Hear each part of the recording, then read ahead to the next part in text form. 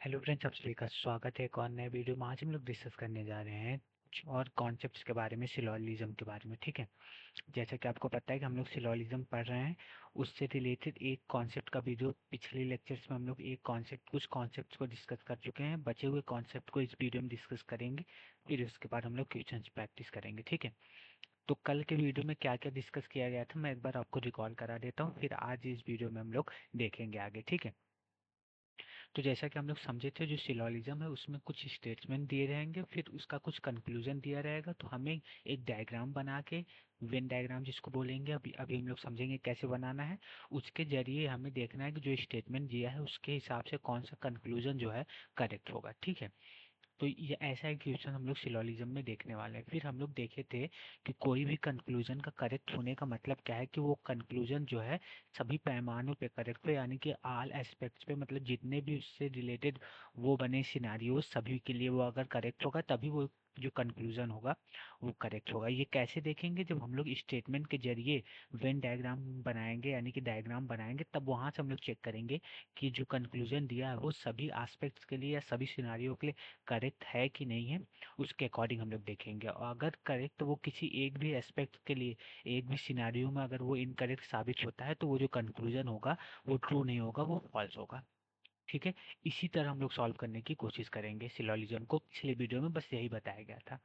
आज कुछ pure questions तो नहीं, लेकिन कुछ उसी की तरह हम लोग बेसिक समझेंगे और फिर कल से क्वेश्चंस को लगाएंगे। तो देखिए, कुछ और कॉन्सेप्ट है जो हम लोग समझने वाले हैं इस वीडियो में। चलिए शुरुआत करते हैं।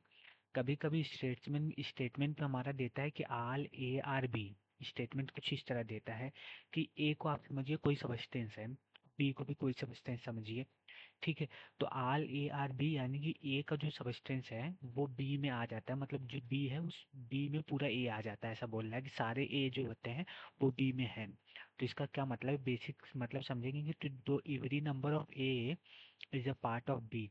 कि यानी कि ए जो ए में जितने भी नंबर्स हैं, ऐसा समझिए ए में जितने भी नंबर्स हैं वो सभी बी के अंदर आ जाते हैं। यानी कि बी एक बड़ा बॉक्स है, बड़ा एक सर्कल है, उसके अंदर हम कौन सा सर्कल आ जाता है, ए वाला। क्योंकि ए के जितने भी नंबर्स है वो सारे बी में कंक्लूड हो जा रहे हैं, इसीलिए बी बड़ा सर्कल है, ए छोटा सर्कल है। तो इसी तरह हम लोग डायग्राम्स को बनाएंगे, जिसको हम लोग वेन डायग्राम कहते हैं। ठीक है, एक तरह का वेन डायग्राम करते हैं। पहला जो स्टेटमेंट होगा, स्टेटमेंट जो है आल ए आर बी, आपको आई समझ में आया होगा। आल ए आर बी का मतलब है ये कि जितना भी ए में जितने भी नंबर्स है, अगर नंबर की तरह हम लोग देखें तो वो बी के अंदर आ जा रहे हैं। यानी कि बी एक बड़ा वो है सर्कल है, ए के अंदर ए उसी बी के अंदर आ जा रहा है। तो कुछ इस तरह हम लोग करेंगे, शो करेंगे। ठीक है, आई होप आपको ये समझ में आएगा। फिर बोल रहा है सम ए आर बी, यानी कि जो कुछ ए हैं, कुछ ए के नंबर्स हैं वो बी में आ जाते हैं, कुछ ही, पूरे नहीं। इसका ये मतलब है, तो at least one number of A is a part of B. समझ रहे हैं कि नहीं, कि ए के कुछ नंबर कुछ, यानी कि एक भी अगर वो हो जाएगा तो वो जो स्टेटमेंट हमारा दिया है वो करेक्ट हो जाएगा। तो एटलीस्ट वन नंबर जो ए का होना चाहिए वो बी का पार्ट होना चाहिए। तो कुछ इस तरह हम लोग बनाएंगे, इंटरसेक्शन इसको बोलते हैं। देखें, बी बी का भी कुछ पार्ट इसमें आ जा रहा है, ए का भी कुछ पार्ट आ रहा है, तो ए का कुछ पार्ट जो है वो बी के अंदर आ जा रहा है। तो ये इसका यही मतलब है कि सम ए आर बी, कुछ इस तरह डायग्राम बनेगा। तो आपको बिल्कुल ध्यान से समझना है, और यही इसी सर्कल की ही बना के, यही सर्कल ही इंटरसेक्शन जैसे दर्शा के, या सर्कल को ही, इसी को ही दर्शा के हम लोग क्वेश्चन सॉल्व करेंगे। तो कैसे पढ़ेंगे, कैसे समझेंगे, ये बिल्कुल ध्यान से देखिए। कि जैसे एक बार फिर मैं ये दोनों आपको समझा दे रहा हूँ, अगर थोड़ा सी भी दिक्कत परेशानी हो तो आपको यहाँ से देखिए, यहाँ ये स्टेटमेंट पढ़ने से क्या समझ में आ रहा है कि आल ए आर बी, इसका मतलब क्या है कि जो बी है, बी समझिए कोई बड़ा सा सबस्टेंस है, और आल ए आर बी मतलब जो ए है वो बी के अंदर आ जा रहे हैं, बी के अंदर ए भी आ जा रहे हैं, सारे ए जो है वो बी के अंदर आ जा रहे हैं। तो अगर बी को हम लोग सर्कल से डिनोट करते हैं, जो इसमें हम लोग डिनोट किए हैं, बड़े सर्कल से बी को डिनोट किए हैं, तो सभी बोल रहा है कि सभी ए जो है वो बी के अंदर आ जाते हैं। तो इसीलिए बी के अंदर हम लोग छोटा सर्कल डिनोट करते हैं। सर्कल से ही हम लोग डायग्राम बनाने की कोशिश करेंगे, आप लोग ये याद रख के रहिए, आपको एकदम क्लियर होगा। दूसरा स्टेटमेंट जो बोल रहा है कि सम ए आर बी, यानी कि जो ए बी है, बी समझिए बड़ा सर्कल है, तो हम लोग ये एक सर्कल बी का बना लिए। ठीक है, लेकिन जो ए है जी ए बी का पार्ट है, तो इसको हम लोग कैसे दर्शाएंगे, समझिए ये पूरा हमारा बी है, ठीक है, ध्यान से देखिए। लेकिन अब पूरा ए है, पूरा ए बी का पार्ट नहीं है। अगर पूरा ए बी का पार्ट होता तो यहाँ बीच में सर्कल बनाता ना। बिल्कुल ध्यान से देखिएगा, कुछ ही जो ए का पार्ट है वो बी से इंटरसेक्ट कर रहा है, यानी कि कुछ ए जो है वो बी भी है। कुछ ए के लिए हम लोग थोड़ा सा ए का पार्ट, बिल्कुल ध्यान से देखिए यहाँ पे, देखिए एकदम 2 मिनट। कुछ ए का जो पार्ट है हम लोग इससे इंटरसेक्शन कर दे रहे हैं, तो कुछ ही ए का पार्ट वो बी से मिल रहा है, जैसा कि स्टेटमेंट बोल रहा है कि सम ए आर बी। आई एकदम क्लियर होगा आप लोग को, ठीक है। अब ये देखते हैं, यहाँ बोल रहा है कि नो ए आर बी, यानी कि कोई ए जो ए का पार्ट है वो बी नहीं है, यानी कि कुछ भी कॉमन नहीं है, नथिंग कॉमन। इस स्टेटमेंट से यही समझ में आ रहा है कि नो ए आर बी का मतलब यही है कि कुछ भी कॉमन नहीं है। ए अपना एक अलग सर्कल है, बी अपना एक से अलग सर्कल है, ठीक है। नो ए आर बी को कुछ इसी तरह डिनोट करेंगे, क्योंकि हमारा कोई भी कॉमन इसमें मिल नहीं रहा है, क्योंकि नो ए आर बी यानी कि कोई भी ए जो है वो बी नहीं है, कुछ भी कॉमन नहीं है। कुछ इसी तरह हम लोग दो अलग अलग सर्कल डिनोट करेंगे नो ए आर बी में, ठीक है। आई होप क्लियर आपको हो रहा होगा ये, थोड़ा थोड़ा समझ में आ रहा होगा। थोड़ा भी अगर दिमाग में आपके जा रहा है, कंफ्यूजन क्रिएट हो रही है, तो कंफ्यूजन को बाहर निकालिए, थोड़ा सा जो जा रहा है वो समझने की कोशिश करिए। हम लोग क्वेश्चंस करेंगे तो और अच्छे से समझ में आएगा, ठीक है। अब ध्यान से देखिए, जैसे बोल रहा है कि सम ए आर नॉट बी, ठीक है। अब बोल रहा है कि कुछ ए जो है वो बी नहीं है, कुछ ए, ज्यादातर ए बी है ना, तो ऐसे समझिए। तो कुछ ए, तो देखिए बी का बी, देखो यहाँ पे जो ए है, ए बी है, तो इसको हम लोग समझेंगे। देखिए मैक्सिमम ए, इसको ये वाला जो पार्ट है समझिए, यहाँ मैक्सिमम ए जो है वो बी का पार्ट है ना। बस कुछ ही ए हमारा बी का पार्ट नहीं है, तो बचा हुआ जो ए है वो बी का पार्ट नहीं है, तो वही होगा सम ए आर नॉट बी का डायग्राम, यही होगा जो बचा ए है। जो कुछ ए का पार्ट बी से इंटरसेक्ट कर रहा है वो ये नहीं है, जो ये बताना चाह रहा है कि सम ए आर नॉट बी। बिल्कुल ध्यान से समझिए, अगर कंफ्यूजन थोड़ा भी आ रहा है तो मैं बिल्कुल कंफ्यूजन देना नहीं चाहता आप लोग को। देखिए ध्यान से, 2 मिनट, ठीक है। बिल्कुल ध्यान से देखिए, ये बोल रहा है कि जो मैक्सिमम जो ए है, कुछ ए जो है वो बी का पार्ट नहीं है, वही इस डायग्राम को सेटिस्फाई करेगा, इस स्टेटमेंट को वही सेटिस्फाई करेगा। तो ये मैं इंटरसेक्शन जैसा ए और बी को बना देता हूँ, ठीक है। अब यहाँ पे ये वाला जो ए है, ये वाला जो ए है ये बी का पार्ट है, लेकिन इसमें स्टेटमेंट बोल रहा है कि सम ए आर नॉट बी, कुछ जो ए का पार्ट है वो बी नहीं है, तो यही पार्ट है वो, यही ए का पार्ट है जो बी नहीं है। तो डायग्राम जो सेटिस्फाई करेगा यही इतना वाला ए का पार्ट जो है इस स्टेटमेंट को सेटिस्फाई करेगा, जो बोल रहा है कि सम ए आर नॉट बी, यानी कि बी से अलग कुछ ए है, वही हमें बताना है। तो क्या आपको लग रहा है जो ए बी से इंटरसेक्ट कर रहा है वो तो बी का भी पार्ट है, तो बचा हुआ जो ए का पार्ट है वही वो कुछ ए है जो बी से अलग है, बी का पार्ट नहीं है। और कुछ इस तरह भी डायग्राम को भी दर्शा सकते हैं, कैसे क्या, देखिए ए को बिल्कुल अलग कर दें और बी को बिल्कुल अलग कर दें, तो यहाँ भी जो ए का बचा हुआ पार्ट है जो बी से नहीं मिल रहा है, वही तो ये वाला पूरा ए दर्शा रहा है।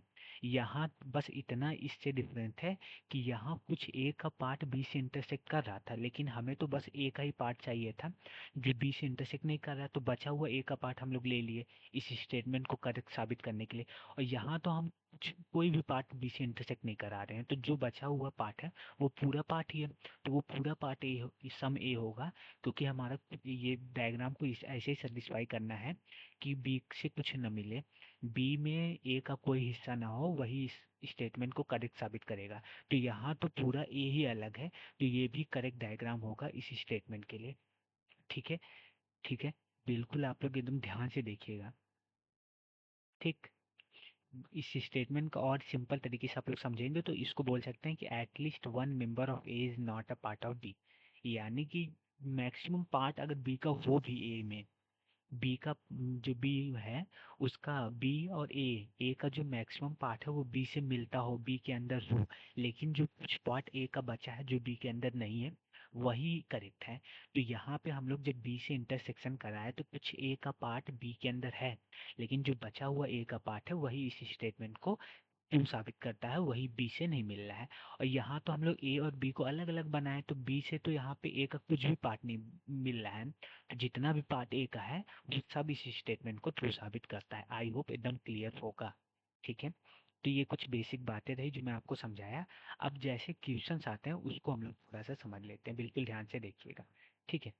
जैसे अब ये 2 स्टेटमेंट दिया है, फिर उसके बाद कंक्लूजन पूछा है और फिर पूछ रहा है कि कंक्लूजन सही है कि गलत है। ठीक है, तो पहले समझिए कि सम स्कूल्स आर बुक, तो ये हमारा स्कूल हुआ और ये बुक हुआ। ठीक है, तो हम लोग देखिए, बिल्कुल ध्यान से देखिएगा, बिल्कुल ध्यान से देखिए, मैं आपके सामने बनाऊंगा तब आपको एकदम अच्छे से समझ में आएगा। ठीक है, तो ये देखिए कुछ स्कूल जो है, ये हमारा क्या हुआ, स्कूल हुआ। ठीक है, बिल्कुल ध्यान से देखिए, ये हमारा क्या हुआ, स्कूल हुआ। ठीक, अब बोल रहा है कि कुछ स्कूल जो है वो बुक है, तो इंटरसेक्शन बनाएंगे, तभी जो कुछ स्कूल का पार्ट होगा वो बुक से मिलेगा, तभी ये पहला स्टेटमेंट हमारा करेक्ट होगा। तो पहले स्टेटमेंट का जो हमारा फिगर है यही है कि कुछ स्कूल जो है, ये कुछ स्कूल वाला पार्ट वो बुक है। ठीक है, दूसरा स्टेटमेंट कर रहा है कि सम बुक्स आर पेपर, न कुछ जो बुक है वो पेपर है, यानी बुक और पेपर के बीच में इंटरसेक्शन होगा। आई होप ये आपको क्लियर हो रहा होगा, दूसरा स्टेटमेंट भी क्लियर हो रहा है कि कुछ बुक जो है वो पेपर है, ये वाला पार्ट कुछ बुक का जो है वो पेपर है। आई होप ये दूसरा स्टेटमेंट भी क्लियर होगा। क्या आपको नहीं लग रहा है कि ये ही वाला पेपर एक तो यहाँ बना है, बिल्कुल ध्यान से देखिएगा, क्या ये दूसरे स्टेटमेंट के लिए यहाँ भी हम लोग नहीं बना सकते क्या पेपर को? बिल्कुल ध्यान से देखिएगा। आप लोग अगर पूछेंगे क्यों यहाँ पे पेपर बना सकते हैं, क्योंकि हमें तो बस यही चाहिए ना कि कुछ बुक का जो पार्ट है वो पेपर हो। तो ये रहा बुक और ये रहा पेपर हमारा। तो ये वाला जो पार्ट है, ये वाला बिल्कुल ध्यान से देखिए, ये कुछ बुक और पेपर से नहीं मिल रहे हैं क्या? तो हमें थोड़ा सा ही, सम का मतलब यही होता है कि अगर थोड़ा सा भी इंटरसेक्शन मिल जा रहा है बुक और पेपर के बीच में, तो ये स्टेटमेंट हमारा सेटिस्फाई हो जा रहा है। तो यहाँ तो मिल रहा है कुछ बुक और कुछ पेपर, तो इससे यहाँ भी हम लोग बना सकते हैं कुछ बुक और पेपर का फिगर, यहाँ भी। तो दो कंडीशन सेटिस्फाई हो रही है। अब हमें देखना है कि जितनी भी कंडीशन यहाँ बनी हुई है, उन सभी कंडीशन के लिए कंक्लूजन करेक्ट है कि नहीं। तो ट्रू करने के लिए इस कंक्लूजन को हम लोग कैसे बताएंगे? ट्रू के लिए हम लोग इस कंक्लूजन को बताएंगे कि सभी सिनारियों पे ये जो कंक्लूजन है करेक्ट होना चाहिए, तभी उस कंक्लूजन को हम लोग ट्रू कहेंगे। ये मैं पिछले वीडियो में भी आपको बता चुका हूँ। अगर किसी एक सिनारियो के लिए भी अगर वो गलत साबित हो गया कंक्लूजन, तो वो पूरी तरीके से फॉल्स कंक्लूजन होगा।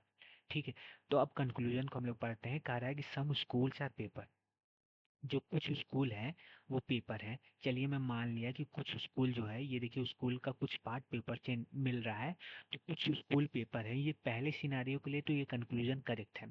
लेकिन अब ये भी एक सिनारियो है, ये देखिए इधर पेपर है, इधर पेपर, ये वाला पेपर का जो सर्कल है, क्या ये स्कूल से इंटरसेक्शन कर रहा है कि नहीं कर रहा है?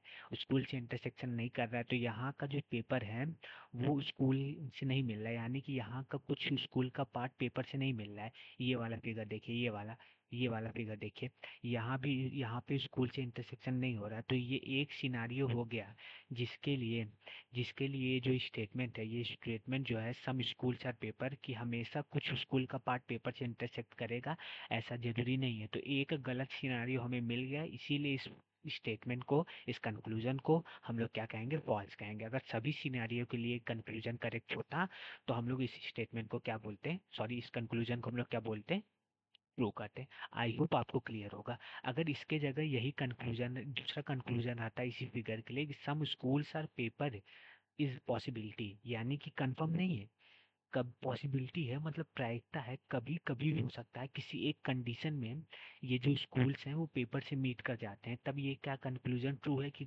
गलत?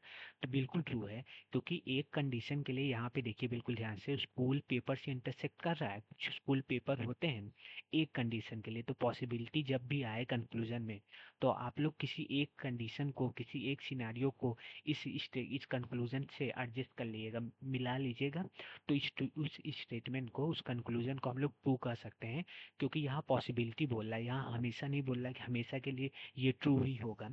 पॉसिबिलिटी जब भी बोलेगा तो किसी एक सिनारियो के लिए हम लोग उस कंक्लूजन को ट्रू साबित करेंगे, तो वो कंक्लूजन हमेशा के लिए क्या हो जाएगा, ट्रू हो जाएगा। इसीलिए इस कंक्लूजन को हम लोग ट्रू कहे हैं। ठीक है, आई होप मैं आपको अच्छे से, इत्मीनान से सैलोलिज्म का कॉन्सेप्ट बिल्कुल अच्छे से समझाया हूँगा। अब बचे हुए कॉन्सेप्ट तो सब कंप्लीट कर चुके हैं, अब कल से हम लोग बहुत प्यार से सारे क्वेश्चंस को लगाने की कोशिश करेंगे। बिल्कुल थोड़ा भी कंफ्यूजन होगा कमेंट आप लोग जरूर कर सकते हैं, ठीक है? तो आप लोग कमेंट करके ये भी बताइएगा जो देख रहे हैं कि मतलब कौन कौन इस बार का अटेम्प्ट दिया था 2025 का यूपीएससी का अटेम्प्ट। कैसा आप लोग का रिजल्ट रहा, क्या दिक्कत हुआ, ज़रूर आप लोग कमेंट करके ज़रूर बताइएगा। ठीक है, तो वीडियो देखिए। और ज्योग्राफी का सारा कॉन्सेप्ट, सारा कुछ फिजिकल ज्योग्राफी हम लोग इस वीडियो में पढ़ चुके हैं। जो भी कन्फ्यूजन होगा वीडियो जाके आप लोग देख सकते हैं, एक एक टॉपिक बढ़ाया गया है। ठीक है, तो आई होप ये वीडियो क्लियर होगा। वीडियो कैसा लगा कमेंट करके ज़रूर बताइएगा। वीडियो को लाइक एंड चैनल को सब्सक्राइब करिएगा। धन्यवाद।